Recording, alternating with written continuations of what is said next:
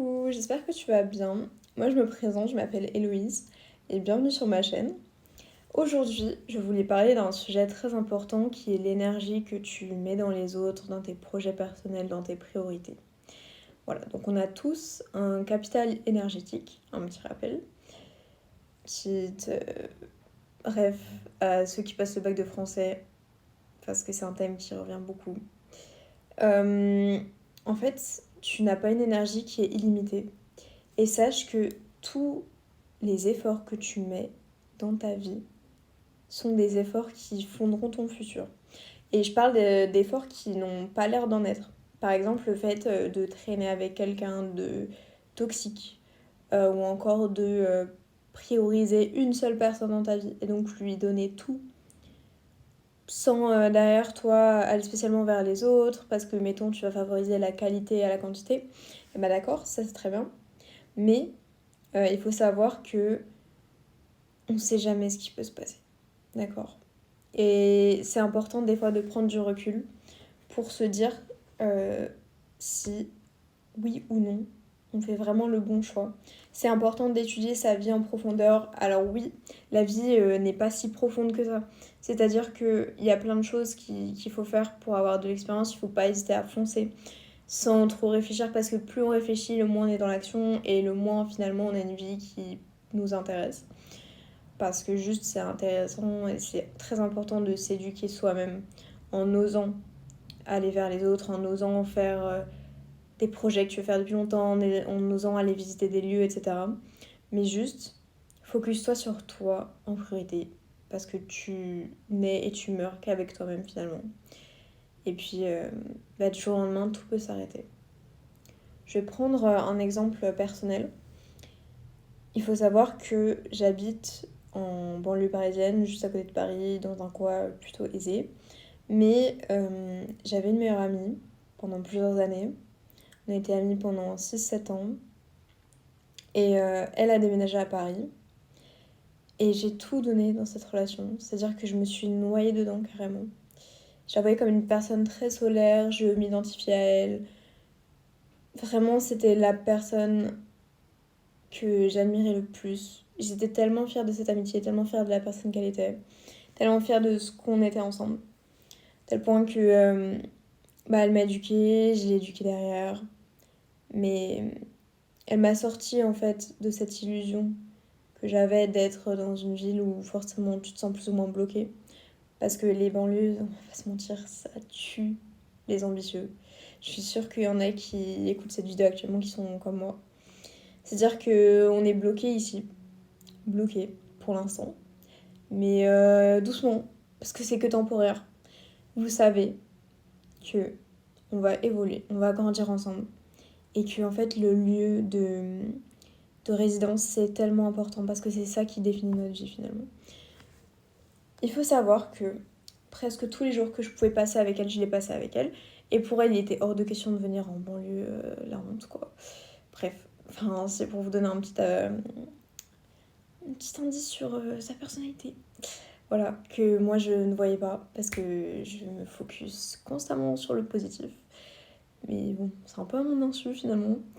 Mais du coup, cette fille était très solaire, très gentille. Elle me formait, je pouvais la former également. Mais en fait, dès que j'avais un moment, j'allais sur Paris. Et puis, comme j'avais une vie sur Paris, je me rendais compte que ma vie ici était nulle à chier. Et que finalement, sur Paris, je m'identifiais avec les gens que je rencontrais. C'était des gens qui avaient les mêmes centres d'intérêt que moi. Ce qui n'est pas du tout le cas ici. Mais finalement, je délaissais le quotidien que j'avais ici. C'est-à-dire que, bah, littéralement, c'était débile parce que je mettais un voile en fait sur ma véritable situation pour cette fille. Cette fille-là, j'ai tout donné. En termes d'énergie, vraiment, j'ai été à fond. Dès qu'il y avait quelque chose qui allait pas, j'étais là pour la rassurer, lui rappeler de qui elle était, quels étaient ses projets, ce qu'elle pouvait faire. J'étais constamment là pour la tirer vers le haut. Renforcer son ego. Dès qu'il y avait un petit moment qui allait pas, j'étais là. Mais le problème, c'est que forcément, comme en retour, elle m'a aussi tiré vers le haut, ça a commencé à devenir toxique. Dans le sens où elle a commencé à devenir jalouse de moi. Ce que je n'arrive pas à comprendre dans les amitiés pour moi. Enfin, comment c'est possible de ne pas valoriser en fait l'aspect sain d'une relation. Dans le sens où je restais volontairement assez réservée. Enfin, elle m'incrustait dans les endroits avec les gens qu'elle connaissait. Mais moi, je voulais pas trop prendre de place. On rencontrait plein de gens quand on était toutes les deux. Mais je savais qu'il y avait un problème par rapport à ça. Donc, moi, ça me dérange pas d'avoir moins d'attention. Mais le problème, c'est que elle voulait toute l'attention. Et donc, à force, elle supportait pas que moi, j'en ai en retour, voire des fois plus qu'elle.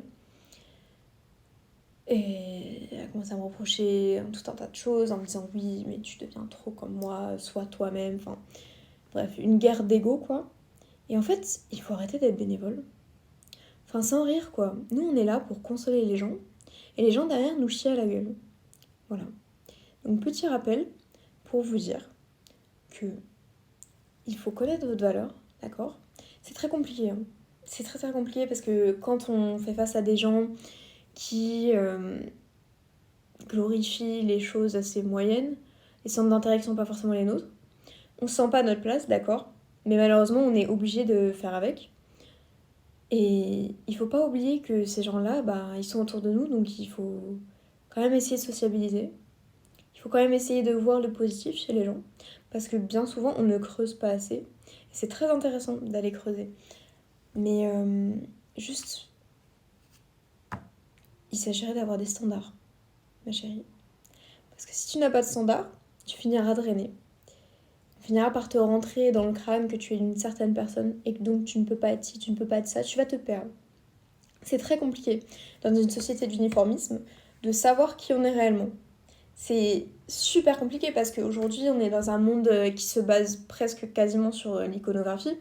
Donc forcément sur les réseaux sociaux on a envie d'être comme un tel, on s'identifie à telle personne, donc on va adopter le même style, les mêmes habitudes. Tout devient pareil. Et tout le monde, je sais pas si vous avez remarqué, mais tout le monde en vient à glorifier des choses basiques. Et c'est ok de juste pas trouver sa place là-dedans. C'est ok. Parce qu'il faut croire en soi, il faut pas lâcher ses objectifs personnels. Mais ne soyez plus bénévole, pitié. Soyez vous-même. Et c'est ok d'être seul. C'est vraiment ok. Parce que vaut mieux être seul que mal accompagné, malheureusement. Voilà. Trouvez la paix. Adoptez la paix. Et je pense me lancer sur YouTube. Je pense commencer à créer du contenu. Si vous avez besoin de motivation, de petits rappels quotidiens, d'affirmations positives, instaurez des petites routines qui peuvent vous garantir un bien-être permanent finalement. On dirait vraiment une vendeuse de formation là, mais non les mecs, c'est moi. Enfin voilà, et soyez authentique, n'ayez pas peur. Vraiment n'ayez pas peur, qu'on vous dise que vous êtes bizarre. Il y a toujours cette recherche de validation extérieure, permanente. Mais en réalité, qu'est-ce qu'on s'en fout? Honnêtement, hein. Finalement, les gens qui ont le plus de succès dans la vie, c'est ceux qui sont le plus passés par des phases où tout le monde autour d'eux les détestait. Parce qu'ils avaient toujours quelque chose à critiquer. Et les gens qui critiquent sont les gens qui ne sont pas dans l'action. Ce sont les gens qui ont peur. Ils ont peur de la vie, donc littéralement ils se reposent simplement sur les autres. En espérant pouvoir attirer les autres. En s'amusant en s'amusant à rabaisser les autres. D'accord? Mais rentrer dans une dynamique de toxicité comme ça montre juste que vous n'avez pas confiance en vous. Et c'est ok, en vrai, c'est ok, tu vois, d'être plus ou moins mal dans sa peau, mais juste, même si vous avez des amis qui ont ce genre de comportement, ce genre de routine, ça vous tire vers le bas et vous attirez ce que vous êtes et vous attirez la fréquence à laquelle vous vibrez. Donc s'il vous plaît, détachez-vous de ce comportement. N'ayez pas peur de parler aux autres, de leur dire que ça ne vous va pas. Et si vous avez peur que ces personnes-là le prennent mal, c'est que ce sont tout simplement pas les bonnes personnes pour vous. Qu'en réalité, là, sur le moment, elles sont peut-être populaires, mais en réalité, elles n'évolueront pas. C'est ça qui est important à retenir aussi. C'est que les gens qui sont populaires aujourd'hui, pour autant plus tard, n'auront pas forcément réussi leur vie, d'accord? Donc vous avez vos propres objectifs. Entourez-vous de personnes qui ont les mêmes objectifs que vous, ou du moins la même façon de penser. Et élevez-vous, tirez-vous vers le haut, mais tout est une question de positivité. Merci de m'avoir écouté, je vous invite à me suivre, si jamais ma personnalité vous intéresse. Et je vous fais des gros bisous, croyez en vous.